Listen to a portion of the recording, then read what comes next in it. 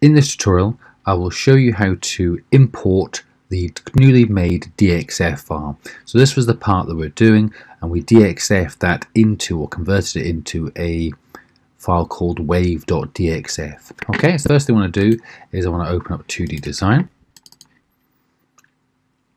Okay, so from there I want to go top left up to File, and about 7 down to Import File. I'm going to click on there,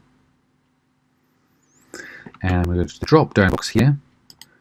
Okay, and find the file. Now normally it will be the top one. For some reason my one is appearing as a third one. Okay, but there's the file, wave.dxf, and say open. Now on here I want to make sure that I select millimeters. I can leave everything else as it is, but just make sure you select millimeters and say OK. The next screen always comes up as one. That's fine, just say continue, and there's the part that I want.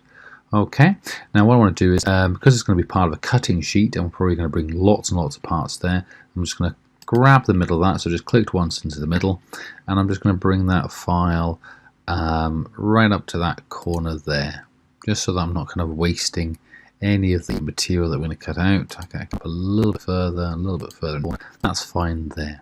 Okay, last step before I need to cut this out would be to highlight the whole thing and just make sure that the lines are in red. Remember that red is the colour for cutting, black is the colour for etching. So to change that, I've highlighted the whole thing up to where it says line. Just next door it says call for cut.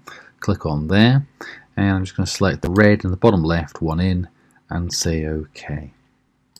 Alright, that file has now been imported into 2D Design, and obviously I can just keep repeating that process with all my different parts that I need to be into there.